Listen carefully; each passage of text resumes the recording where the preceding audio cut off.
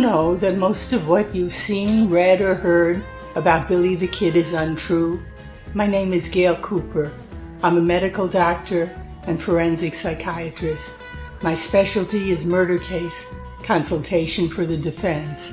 For 20 years, I've used my expertise to uncover the real Billy the Kid. Researching over 40,000 pages of archival documents and books, I've written the revisionist history. It's shocking, it's liberating, and I've written books demolishing the hoaxes, hijacking the history. My talks will share with you what I've found. Cover-ups, misinformation, and fakery, to use Old West lingo, will bite the dust.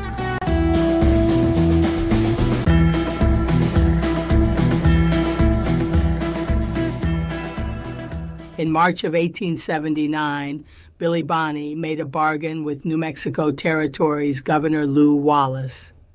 The governor would annul his 3 Lincoln County war indictments in exchange for his testifying against Santa Fe ring murderers of anti-ring attorney Houston Chapman the month before. Billy did testify in the next month's grand jury and got those 3 murderers indicted. For his bargain, Billy was placed in sham imprisonment in Lincoln from March 21st to June 17, 1879, to avoid ring assassination.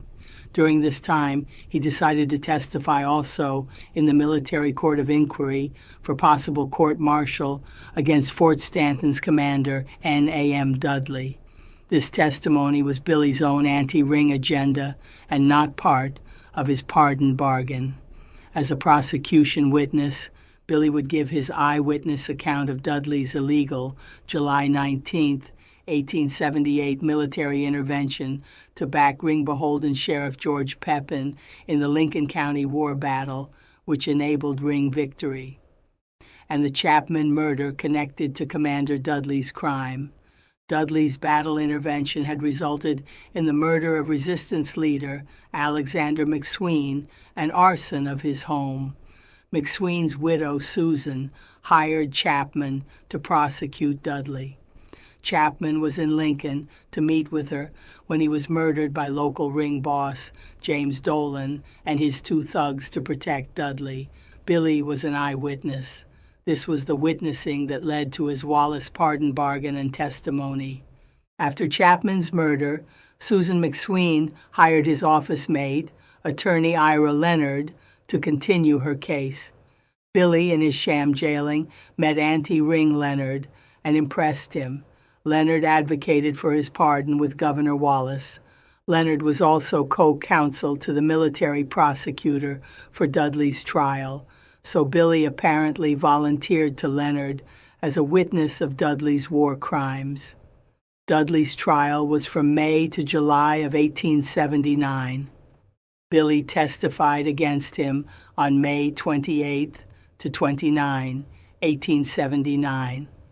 That risked his life. In his March 20th, 1879 letter to Governor Wallace, when his sham jailing was still planned for Fort Stanton, he had written, "There will be danger on the road of somebody waylaying us to kill us on the road to the fort." Now, for his Dudley testimony in Fort Stanton, he had to make that perilous 9-mile journey from Lincoln and back each day. I'll give my answers to some of the questions in Commander Dudley's trial. The soldier prosecutor working with Attorney I. Leonard was Captain H. Humphreys. Humphreys questioned me first.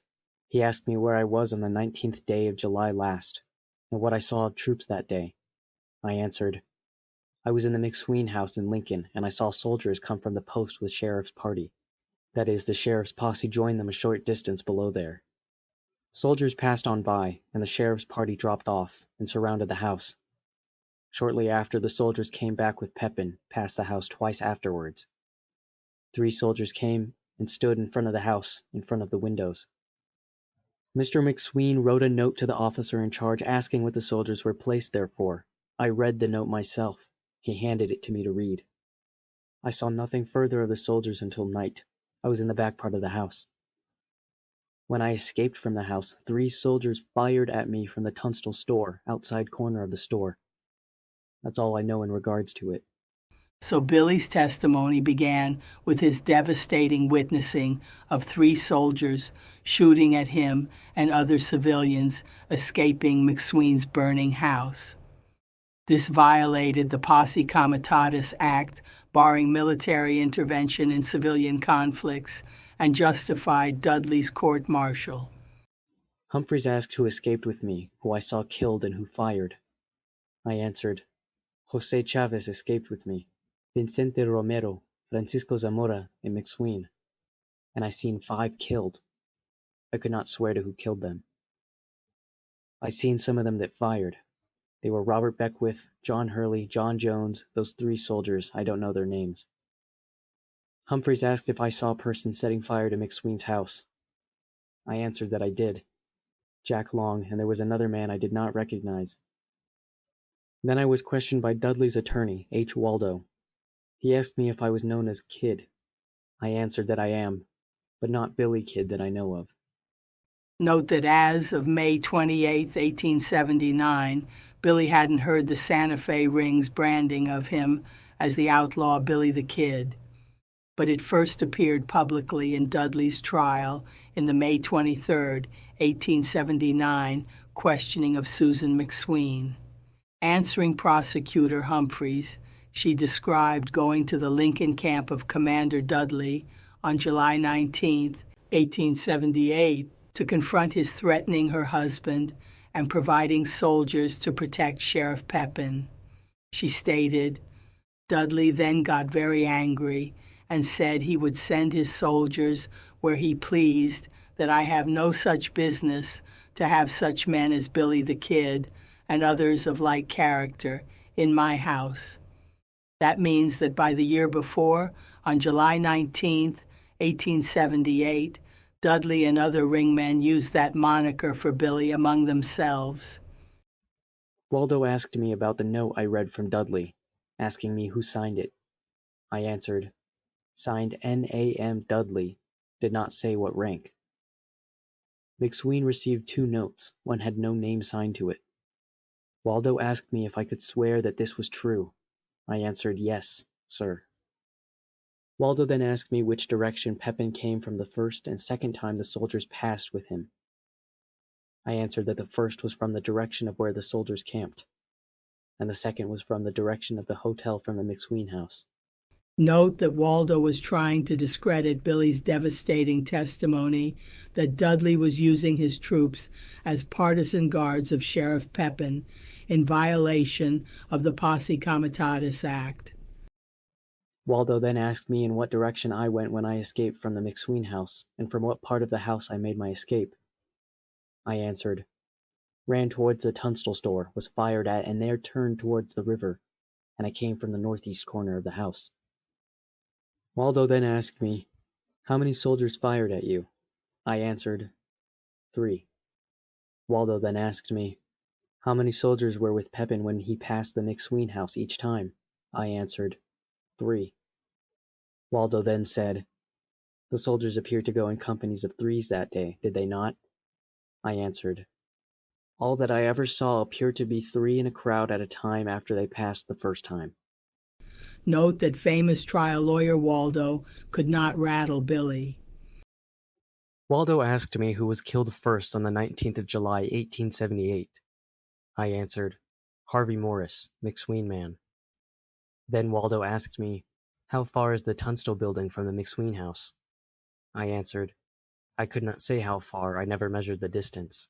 I should judge it to be 40 yards, between 30 and 40 yards. Waldo then asked me how many shots did those soldiers fire from the Tunstall building. I answered, I could not swear to that on account of firing on all sides. I could not hear. I seen them fire 1 volley. Note the ironclad precision of Billy's response, which added more damning evidence. First of all, Billy qualified his observation as visual, not auditory, because of the general din of firing. But he saw a volley fired by the 3 embedded soldiers. Waldo asked me who the soldiers fired at. I answered, Myself and Jose Chavez. So Waldo asked if I hadn't already answered the question of who killed Zamora, Romero, Morris, and McSween, that I didn't know who killed them, but I saw Beckwith, John Jones, and 3 soldiers fire at them. So I answered, "Yes, sir, I did." So Waldo asked me if the McSween men were with me when the soldiers fired the volley at me and Chavez. I answered, "Just a short ways behind us." So Waldo asked if I was looking back. I answered, "No, sir." So Waldo asked me how I knew they were behind me in range of the volley. I answered, "Because there was a high fence behind and a good many guns to keep them there. I could hear them speak." So Waldo asked me how far I was from the firing soldiers.